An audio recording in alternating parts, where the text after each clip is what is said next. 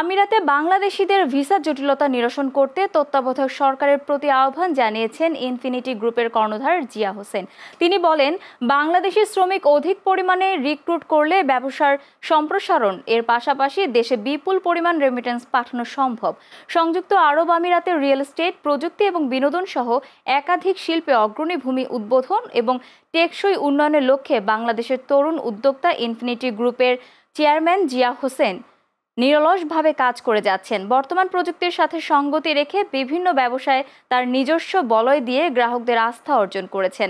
আমিরাতের দুবাইয়ে ইনফিনিটি গ্রুপের প্রায় 11টি প্রতিষ্ঠান দীর্ঘমেয়াদী প্রবৃদ্ধি এবং গ্রাহকদের উন্নত সেবা দিয়ে সফলতা পেয়েছেন। বাংলাদেশিদের শ্রমিক ভিসা চালু থাকলে ব্যবসা আরও সম্প্রসারিত করা সম্ভব বলে দাবি করেন গ্রুপের কর্ণধার জিয়া হোসেন।